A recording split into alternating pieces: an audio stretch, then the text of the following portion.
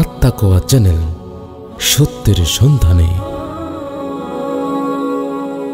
কুরবানির পশু আমরা জবে করব যে পদ্ধতিতে, এই বিষয়ে কিছু কথাবার্তা বলি। জবে করার সময় আমরা খুব বেশি যত্নবান হব, বলেন ইনশাআল্লাহ। যখন জন্তুকে জবাই করা হবে তখন জন্তুটাকে খুব প্রশান্তভাবে জবাই দিতে হবে, খুব ক্ষিপ্র গতিতে ছুরি চালাতে হবে। পশুটা যাতে বুঝিয়ে উঠতে না পারে যে তাকে জবাই করা হবে। একটা পশুর সামনে আর একটা পশুকে জবাই না করা, এই কাজগুলো কি আমরা করি? বলেন, করি না।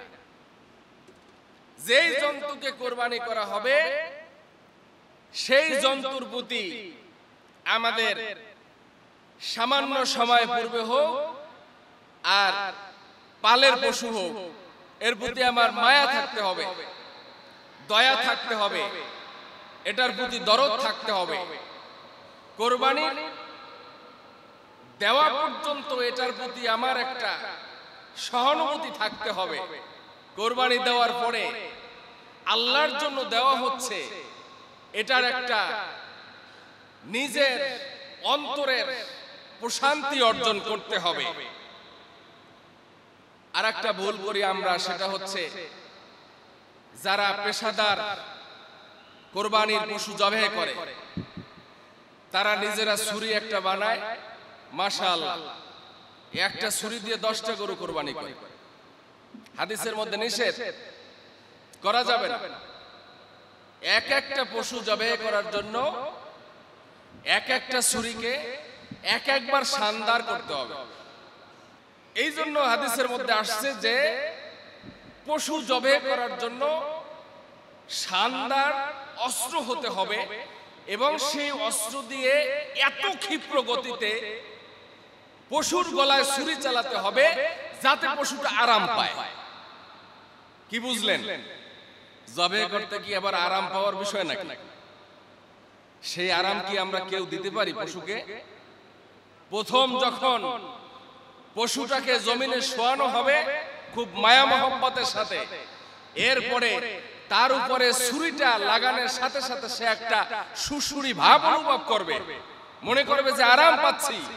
এরপরে এমন ক্ষিপ্র গতিতে জবাই করতে হবে যাতে কোরবানির জন্তুটা টেরই না পায় যে তাকে জবাই করা হবে। এইভাবে জবাই করতে হবে।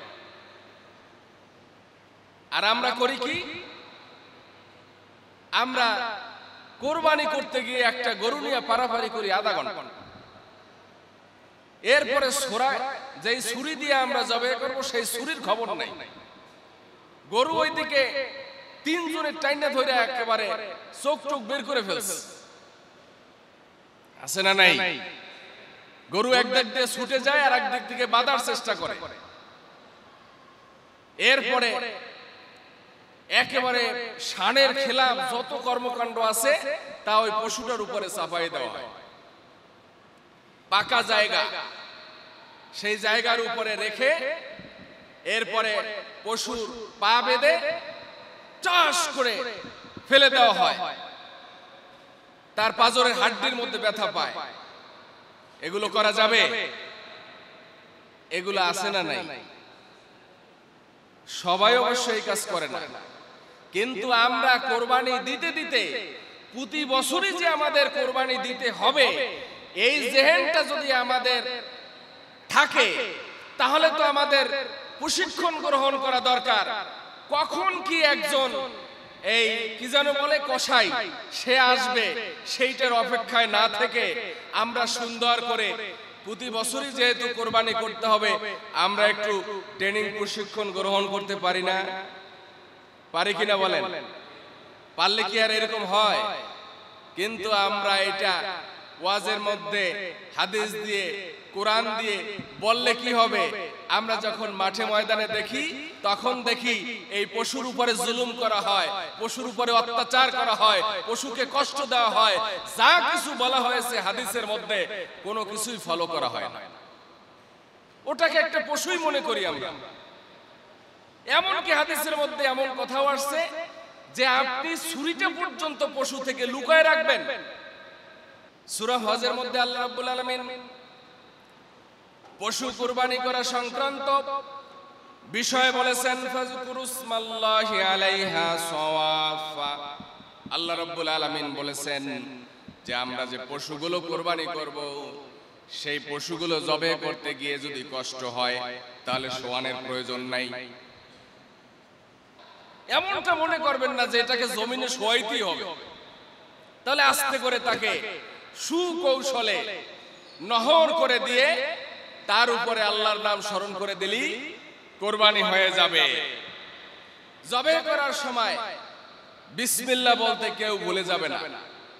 বিসমিল্লাহি আল্লাহু আকবার, এটা খুব শক্তিশালী ভাবে জোর দিয়ে বলতে হবে। কথা ঠিক আছে? এই আল্লাহর নাম ছাড়া যদি কোনো পশু জবে হয়ে যায় তাহলে সেই পশু মুসলমানদের জন্য কি হয়? হারাম, খাওয়া যাবে না।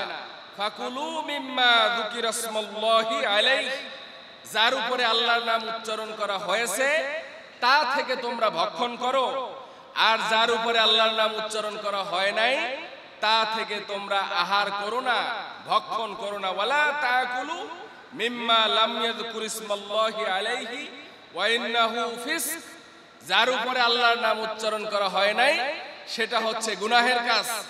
ওই সমস্ত পশু থেকে আমরা গোশত খেতে পারবো না। ওইটা জায়েজ, গরু জায়েজ হওয়া সত্ত্বেও শুয়োরের মাংস যেমন হারাম আমাদের জন্য সেরকম হারাম যদি আমরা আল্লাহর নাম উচ্চারণ না করি। সুবহানাল্লাহ। খাইতে স্বাদ থাকলেও কি হয়ে যাবে? আমাদের জন্য হারাম হয়ে যাবে। সেই জন্য জবে করার সময় অনেক বিষয় সতর্কতা অবলম্বন করতে হবে। এত সব সতর্কতা অবলম্বন করার জন্য কোরবানি আমাদের নিজেদেরই প্র্যাকটিস করা দরকার। আত্মাকোয়া চ্যানেল, সত্যের সন্ধানে।